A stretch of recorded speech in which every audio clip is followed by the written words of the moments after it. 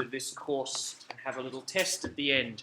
So gentlemen, we have energy is the rate of change of work. We need to transfer energy. So you can't just say, I have this much energy. It's, am I receiving energy or am I expending energy? Am I doing work or is work being done upon me? The equation is simply take your work and divide it by time. Let me just make sure I've got the right stuff written down. Yep, it's quite easy.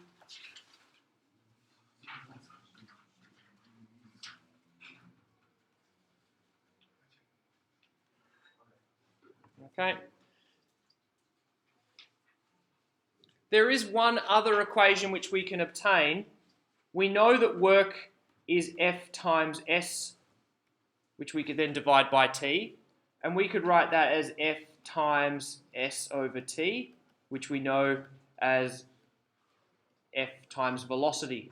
So you can get power equals force times velocity.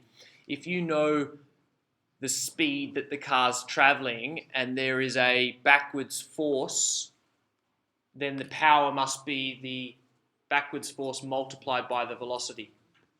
Okay? Whoever's making that noise, please stop. Thank you.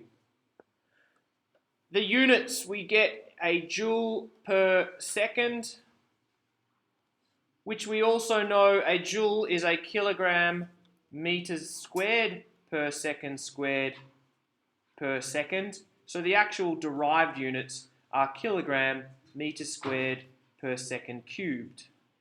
But again, we're not going to say that. James Prescott Joule investigated work, and then it was, I think it was James Watt, a British engineer, investigated power. So it was named after his units. Now, the reason why they needed a unit for power is because he was around the age of the steam engine, and they needed to sell these steam engines to various companies, factories, farms, companies, I've already said that. And you needed to say, well, this is how much work this engine can do in a day. Okay, so he came up with this unit of a watt. And before that, there was the unit of a horsepower. So down here, 1 horsepower, I've actually made an error. Can you just scribble out the killer?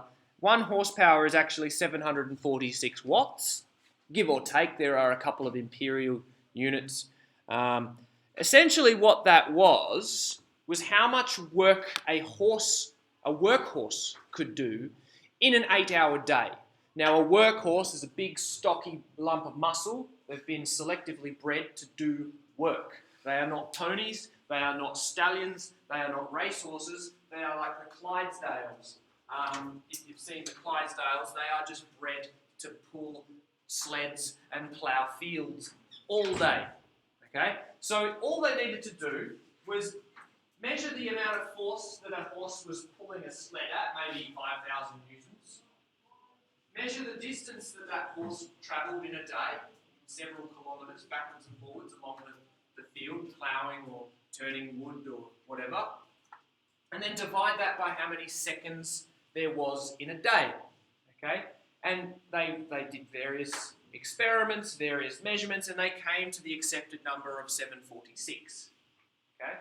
So it may have been when Watt was selling his steam engines, he could say, this is a 2 horsepower engine.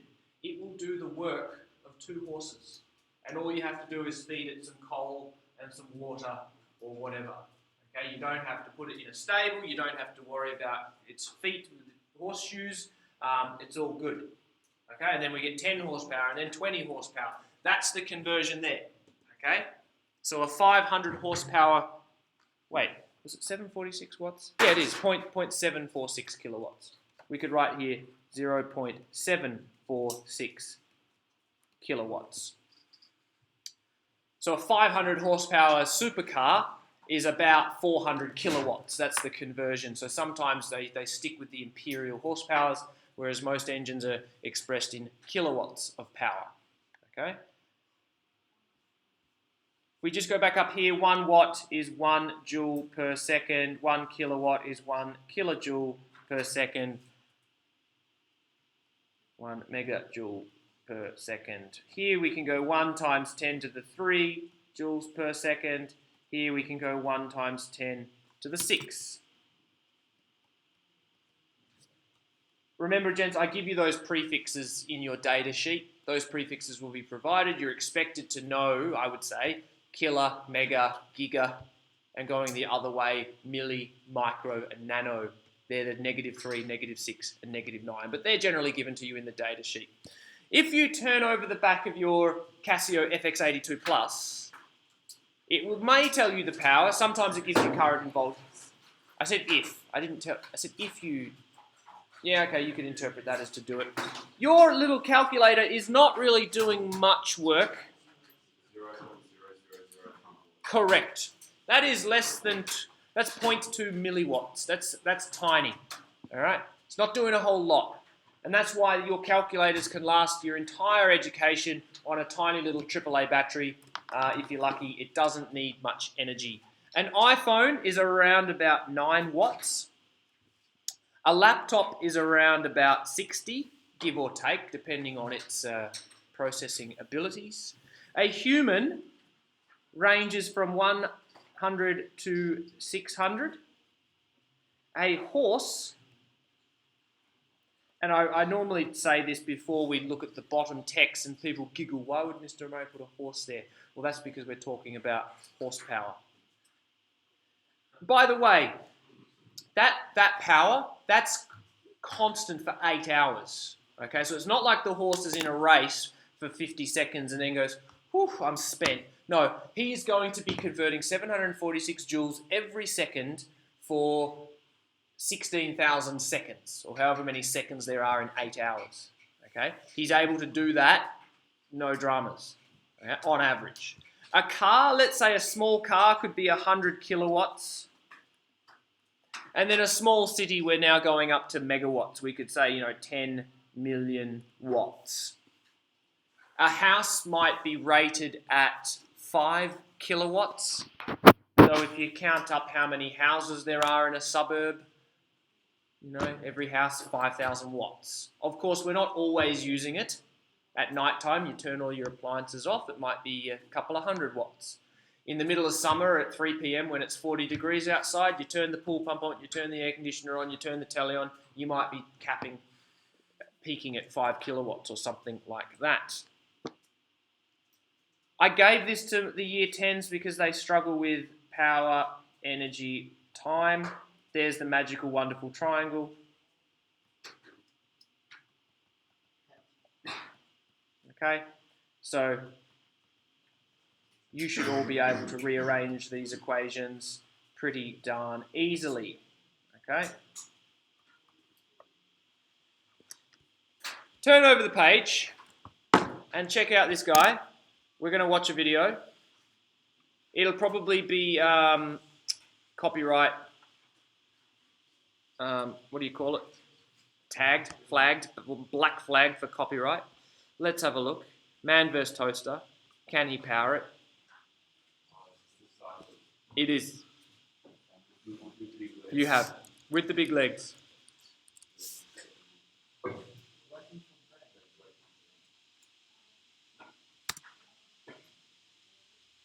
We got sound?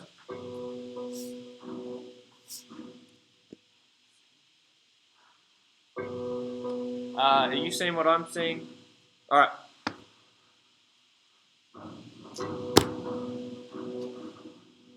Please work, you stupid thing.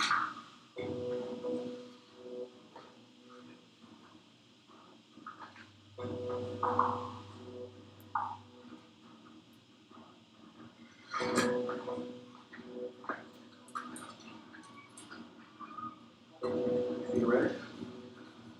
Everything's okay? The handlebar, seatbelt, shoes, Sorry about the crappy screen. And remember that when Robert loses power, the toaster will pop up.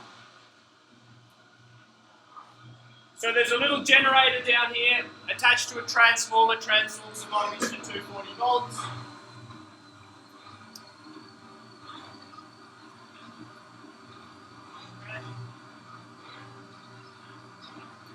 So he's now powering at 700 watts.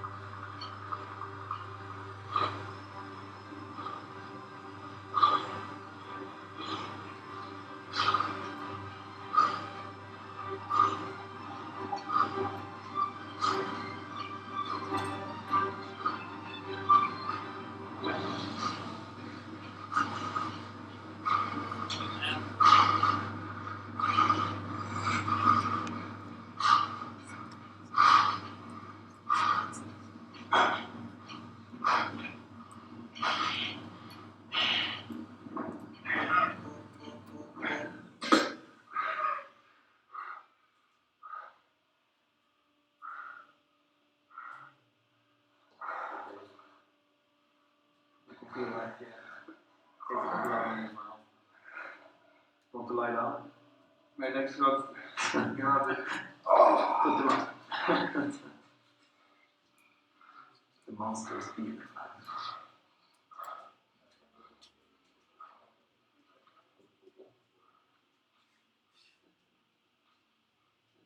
Nobody can believe if you do it in the plate test into the toaster, nobody can believe how much work it is to toast it. I know it now. It's crazy. It's crazy. All right. Now, Robert, let's just imagine, let's estimate that Roberto generated 700 watts for 60 seconds. How much work did he do? Well, work, how about I go to pen mode? Delta E equals power times time. 700 by 60. He was doing 42,000 joules, which, if we divide by 4,180, comes to 10 calories. Now that's output energy. He's probably doing a bit more. He's got his normal 100 watts of just heart pumping, muscles doing their work, but that was only 10 calories, which is probably not very accurate. I thought he would have done a little bit more in that minute, but that's what you get. A horse can do that and more for 8 hours. Let's see how much work a horse can do. So we need to convert our time to seconds. Thank you.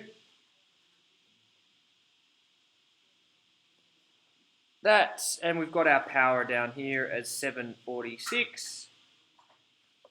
Work equals power times time.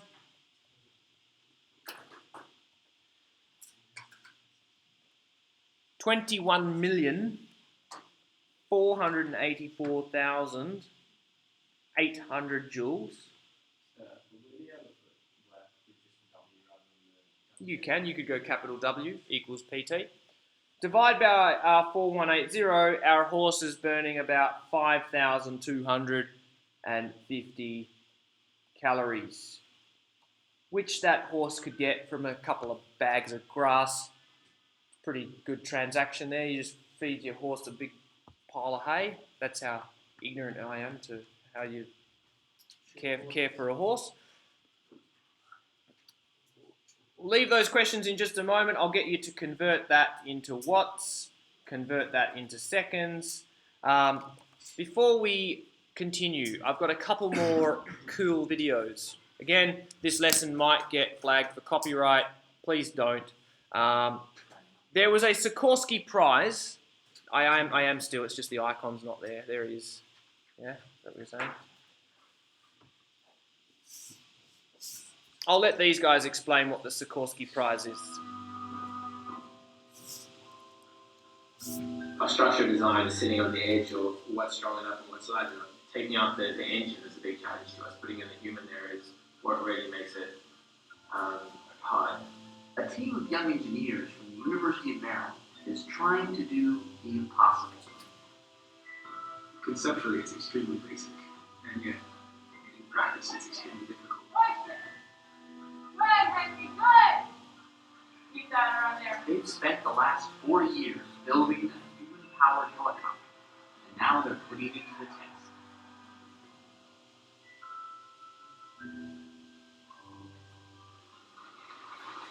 These engineering students are chasing the American Helicopter Society's $250,000 Sikorsky Prize.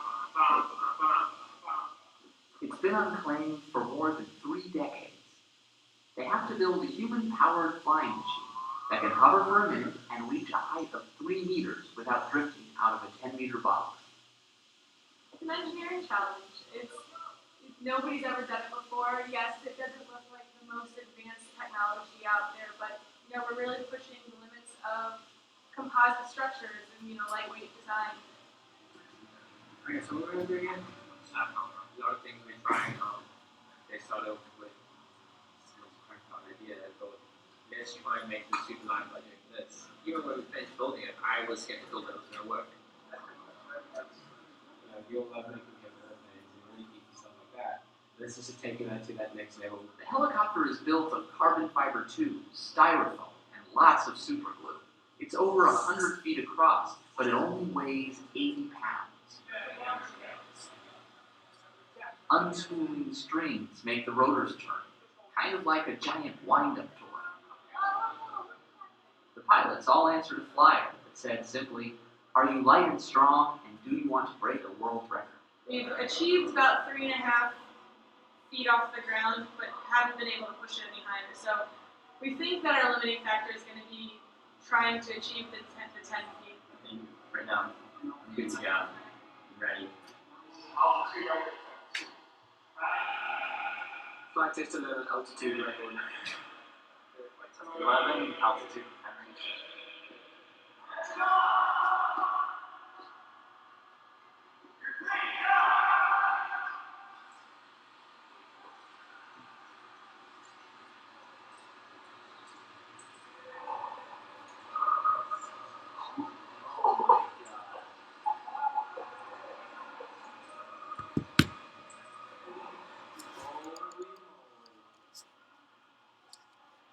So, did I do that? I think I did that. Sorry.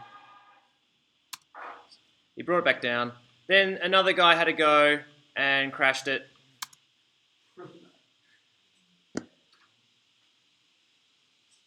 Come on. Play. What am I doing wrong? What have I done to deserve this? There.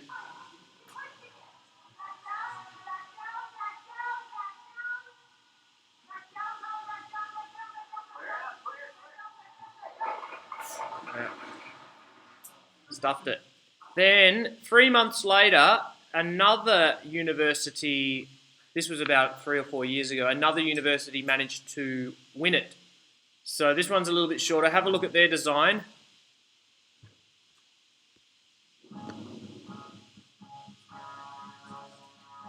Or not, we'll just look at a blank screen, whatever.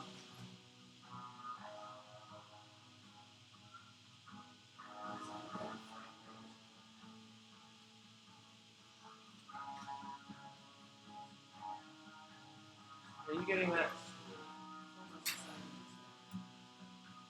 But different. Now, it wasn't mentioned in the video, but it was estimated that the cyclist or the driver needs to produce 600 watts for 60 seconds. Not only that, you've got to get up there and then stay there for 60 seconds and then bring it down safely. So this person was generating 600 watts. Doesn't look like it. What I would encourage you, if you have an ergo or a spin bike or a rowing machine, put it onto power and see what 100 watts feels like, what 400 watts feels like. Okay? It's quite difficult.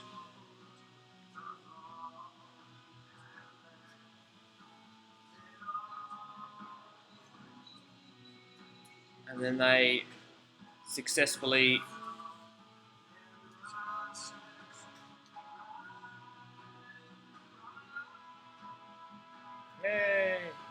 fun. So they managed to claim that prize that had gone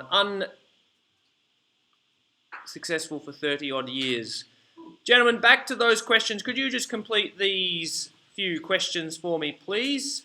And then we might just do our power experiment in tomorrow's lesson.